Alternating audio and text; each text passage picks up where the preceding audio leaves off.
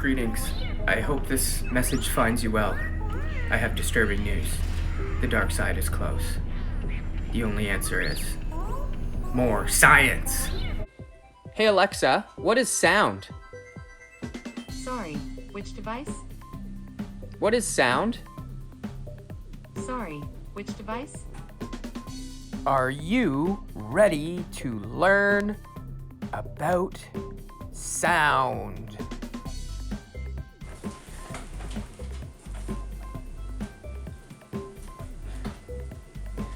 Oh, I guess you didn't hear us because there was no sound.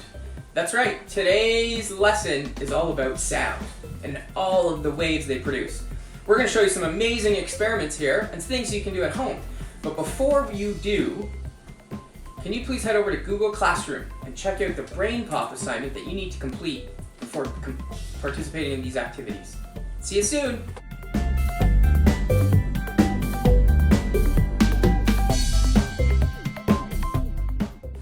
Okay, welcome back. I hope you learned a little bit about waves and sound and their connection to light. You see, last week we talked about waves in general, and waves go up and down, up and down, up and down. And it's interesting to know that light and sound are waves, and those are our two most relied upon senses, right? Sight and hearing.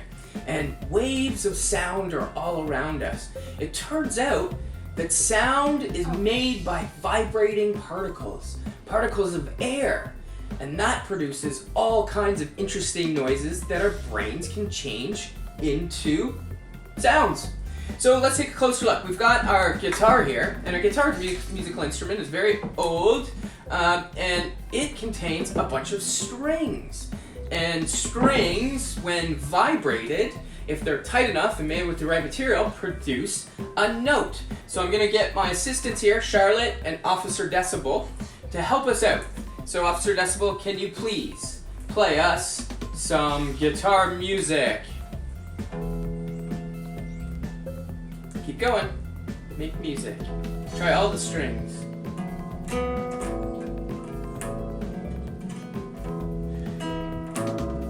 Good. And it's interesting to know that there are 6 strings on this guitar. 6 different strings, and each string, when plucked, produces a different note. Well, why on earth does that happen? 1, it's the material they're made out of. 2, it's how tightly they're pulled from the end of the guitar to the front of the guitar. And you can adjust it to adjust the vibrations. So check out this cool slow motion video of us playing the guitar.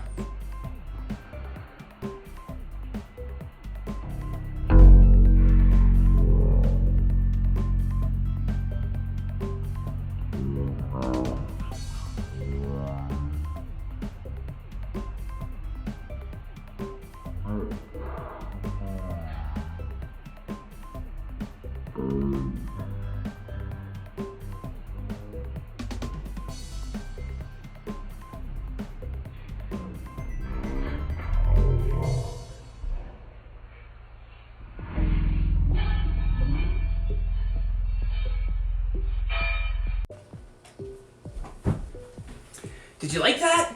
Now we're going to experience waves of sound through our eyes. How can you possibly do that? Well, just finding some simple materials around your house, you can easily see sound waves. I'll show you how. First of all, find a pot or a bowl, preferably metal. Get yourself some saran wrap, a little bit of salt, and that's all you need. Ideally, if you can, you pick up a wooden spoon. It makes it a little bit more effective, but it's not necessary. You can just use your hands. So what you're gonna do is you're gonna take a bowl out. So I'll give a bowl to Officer Decibel, and I'll give a big giant bowl to Charlotte, and we are going to build us a seeing sound machine. So here's what you do. You take saran wrap. You may need some help with this because even as an adult, it's tricky because you don't want any part of this to be loose. So I'll measure it, just eyeing it up, and then I'm going to carefully pull this on top of this bowl, pulling it as tight as possible. Thank you for the help. You don't want any wrinkles in it. So it takes a few minutes to get it right because you have a rectangle piece of saran wrap over top of this bowl. We'll continue to work. If you have a few, it's okay. The whole point is to get it as tight as possible. Don't touch the top just yet because it will bend it. Thank you. And there we go. So not bad. It's tricky, not bad, but pretty good. Then you're gonna take some salt. And with the salt, you're not gonna pour it because you won't be able to see the effect. And if you put too few, it's hard to tell. And you're actually going to just gently sprinkle a little bit on top. So if it gets too thick in areas, you just wanna use your finger to gently spread it out. I'm gonna help Officer Decibel really quick too, so he gets one. And what you're gonna do is take this here, and we're gonna go really quick to do this. Perfect. And the small one's a little easier to do. Perfect. And we're gonna add a little bit of salt here. There we go. And what you're gonna do is either use your hand or a wooden spoon. So I'll give Charlotte the wooden spoon, and you can use a pencil, Officer Decibel. Anything you can find around the house will work. Wood is best just because you're not going to damage the materials. And what we're gonna do is we're simply going to bang on the side. You can make some noise. Make sure you're not gonna wake anybody up while you're doing this. Make sure you have all your parents' permission, and you're gonna bang the side like this.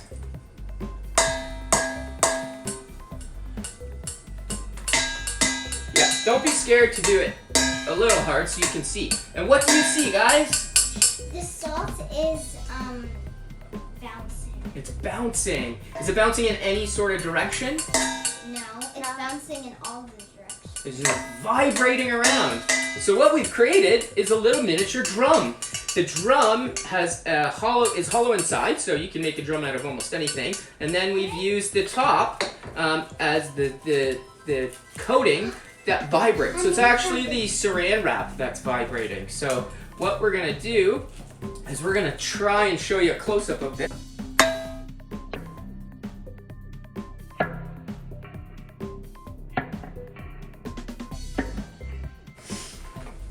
All right, wasn't that cool to see the vibrations in slow motion? You see, sound is heard by our brains through vibrating air particles. And we've seen that the salt is bouncing up and down, and it's creating vibrations. Now, we hear the banging on the side of the pot, but we certainly don't hear the salt jumping up and down very loudly anyways, because it's the echo inside that's creating the noise that we hear.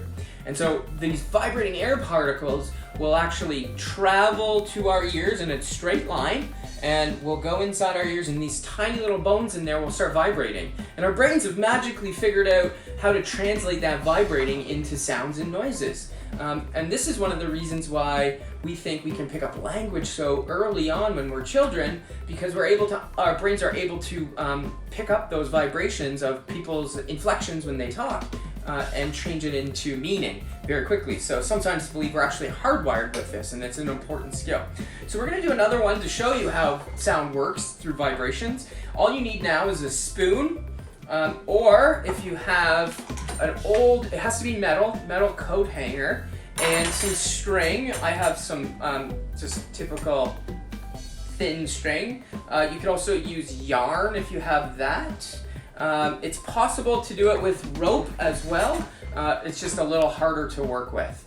So find whatever you can that's closely resembling string. Ask to borrow a spoon. It's the easiest way to do it. And what you're going to do is you're going to take your spoon, and I'll take Officer Decibels. You're going to take your spoon, and you're actually going to take a piece of string and make it about as long as your arm, maybe a little bit longer. It doesn't really matter the length. You'll see what I mean in a second. You take a piece of tape, or if you don't have tape, you can simply tie it on, but tape is just the easiest to keep it there. I've put it up here, so I'll get a little closer to show you. I've taken it, and I've just added the string. Now I'm gonna add some tape to hold it on. It doesn't have to be beautiful. It's science, not art. And you have a spoon dangling from a string. So this is the important part, is you're gonna take the end of the string and you're gonna take about this much and you're going to wrap it around your fingers. Can you do that with me? Like this, okay? There you go, you can have this one. I'll make another one really quick, or I'll use the hanger. So you take it and you wrap it around your fingers. So if you have the hanger, you can put 2 or 1 string. 2 works really well. And you wrap it around your finger like so. And wrap it around the other finger if you have 2, like so. So Charlotte, you show them. Henry, you show them your fingers. And then you're going to make sure they're nice and straight because we want these fingers to actually vibrate. And you're going to carefully, gently put them in your ears. And you're gonna look a little silly, and that's okay. But what you wanna do is you wanna walk around and bang the spoon or the hanger on things. So people are gonna think you're going a little mad, but it's all in the name of science. And what you get is something very cool. What do you hear when you do it, Charlotte? An echo. You hear an echo because the sound waves are traveling up this string and they're going into your brain directly. Even though you've plugged your ears, it actually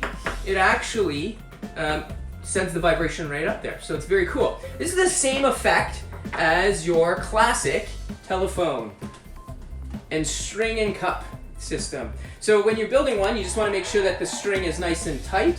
And if you can test it, if you just stick your ear on it and run your finger down this string, you should be able to hear the echo. So what happens is the vibration of the string comes out into this cone-like shape or cup-like shape, which acts as a speaker. Interestingly enough, this shape is very similar to how audio speakers work as well, for a very important reason. They're changing vibrations, speakers have to be electronic vibrations, and turning it into mechanical vibrations. So as the speaker moves back and forth, it creates noise. This string is vibrating, it gets amplified by the shape, much like a speaker does, and you can hear.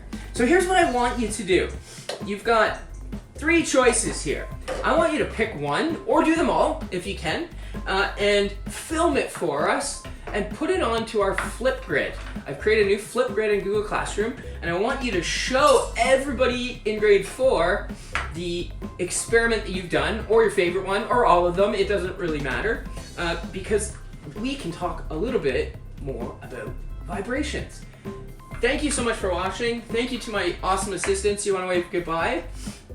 And we'll see you soon.